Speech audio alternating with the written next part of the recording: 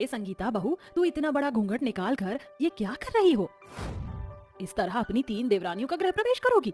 अरे इतने लंबे घूंघट में काम कैसे होगा? अरे माँ जी, मेरी घूंघट की बात मत कीजिए। आप जानती हो मैं घूंघट में बहुत अच्छे से काम कर लेती हूँ।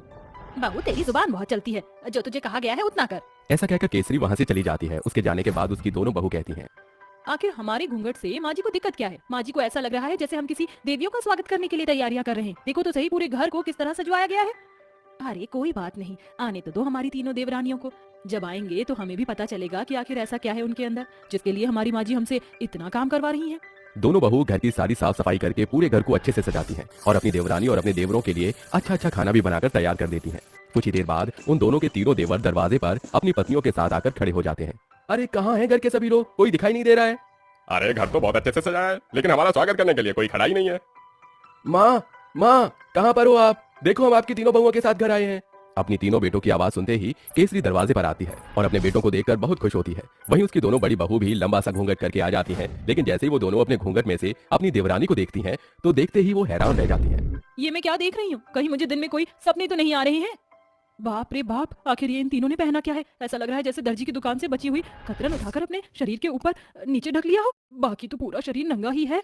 अरे बहू, तुम तीनों बाहर क्यों खड़ी हो? चलो अंदर आओ। और तुम दोनों यहाँ खड़ी खड़ी मुंह क्या देख रही हो? अपनी सुंदर सुंदर देवरानियों का गृह प्रवेश करो। केसरी को अपनी मॉडर्न बहू बहुत पसंद आती है, जिसके चलते वो अपनी दोनों बड़ी बहुओं से उनका गृह प्रवेश करवाती है। उनके पहने हुए छोटे और डिजाइनर कपड़े देखकर केसरी कहती है, अरे वाह क्या बात है, शहर का फैशन तो आसमान छू रहा है। तुम तीनों के ये कपड़े अधनंगे हैं बेशक, लेकिन बहुत प्यारे लग रहे हैं। केसरी उनके आने पर उनके गुणगान करती रहती है। ये सब उसकी दोनों बड़ी बहू को बिल्कुल अच्छा नहीं लगता। केसरी की तीनों छोटी बहू मॉडर्न के साथ साथ घमंडी भी थी। हे भगवान, कितनी गर्मी हो रही है यहाँ पर।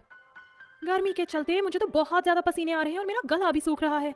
मेरा तो नहाने का मन कर रहा है। कौशल, यहाँ पर कोई स्विमिंग पूल नहीं है क्या? Swimming pool? अरे डार्लिंग, ये तो गांव है, गांव में स्विमिंग पूल कहाँ से आएगा? तभी शिवानिया और संगीता मन ही मन मुस्कुराने लगती हैं। क्या हुआ बहू, तुम दोनों इतना मुस्कुरा क्यों रही हो? कुछ नहीं माँ जी, आपकी तीनों मॉडल बहू ने जब स्विमिंग पूल का नाम लिया तो मुझे अपनी नदी याद आ गई। अरे नदी से तो मुझे भी याद आया कि क्यों ना तुम दोनों अपनी तीनों देवरानियों को नदी पर ही ले जाओ। वहाँ पर इन्हें स्विमिंग पूल वाली पूरी फीलिंग आ जाएगी। अच्छा ऐसी बात है तो ठीक है, कोई दिक्कत नहीं है। हम अपनी प्यारी देवरानियों को स्विमिंग पूल जरूर लेकर जाएंगे, मतलब कि नदी किनारे जरूर लेकर जाएंगे। शिवन्या ऐसा कहने के बाद संगीता के साथ मिलकर अपनी तीनों देवरानियों को नदी किनारे ले जाती है, जिसे देखकर वो तीनों कहती हैं, तुम्हें क्या लगता है कि हम यहाँ सबके सामने खुले में नहाएंगे? अरे इस खुलेआम नहाना मुझे बिल्कुल ठीक नहीं लगता। अगर कोई हमें देखेगा तो क्या सोचेगा? तभी संगीता और शिवन्या अपना घूंघट ऊपर करती हैं और कहती हैं, गांव के सभी मर्दों को ये पता है कि ये नदी केवल हमारी है और इस नदी में हम दोनों ही नहाने आती हैं। ये हमारी पुश्तैनी जमीन पर है। ये सुनते ही स्नेहा अपने मन ही मन सोचती है, अरे बाप रे बाप, इतनी बड़ी नदी हमारी पुश्तैनी जमीन पर है। अरे इसके अंदर तो बहुत बड़ा स्विमिंग पूल निकल सकता है जिसमें हम मजे से नहा सकते हैं। स्नेहा इस बात को अपनी दोनों बहनों को बताती है, जिसके बाद उन दोनों को भी स्विमिंग पूल को लेकर लालच आ जाता है। वो उस समय तो अपनी जेठानी से कुछ नहीं कहती, लेकिन घर लौटकर आने के बाद अपनी सास से इसके बारे में बात करने लगती है। जरा सोचो, सासू माम अगर वहाँ पर एक बड़ा सा स्विमिंग पूल बन जाए तो गाँव की सभी औरतें नहाने के लिए आएंगे। इसी के चलते हम अच्छा खासा पैसा भी कमा सकते हैं। अरे लोग हमारे स्विमिंग पूल में आने के लिए टिकट लेंगे, टिकट। अरे माँ जी, मैं तो कहती हूँ जितनी जल्दी हो सके उतनी जल्दी उस नदी पर एक बड़ा स्विमिंग पूल बना दो और फिर देखना ये गाँव गाँव नहीं शहर के मजे लेगा। ये सब संगीता और शिवन्या सुन लेती है और अपनी सास के कमरे में आते ही कहती है, नहीं माँ जी, ऐसा नहीं हो सकता। उस नदी में हम दोनों बहनें नहाती हैं और हमारे गांव की घूंघट वाली बहुएं भी। हमें कोई मॉडल स्विमिंग पूल नहीं चाहिए वहाँ। नदी पर हमारा भी हक है, हमारा भी हिस्सा है। हमारे होते हुए वहाँ कोई स्विमिंग पूल नहीं बनेगा।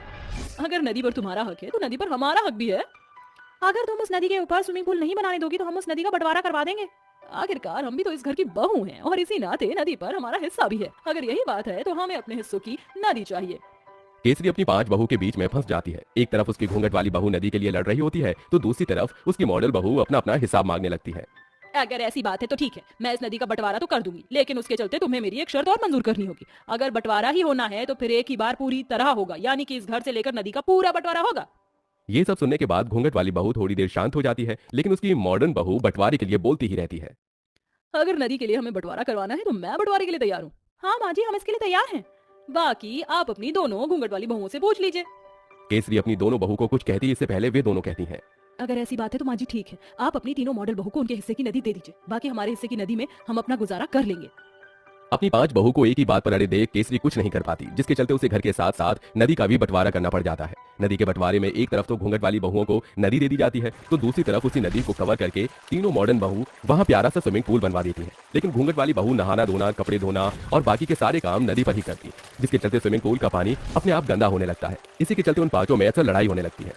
मैं ऐसा क्या करूं जिससे लाठी भी टूट जाए और सांप भी ना बने। मेरी पांचों बहू एक दूसरे की ही दुश्मन दिन प्रतिदिन होती जा रही है, लेकिन मैं ऐसा नहीं चाहती। मुझे कुछ ना कुछ तो करना ही होगा।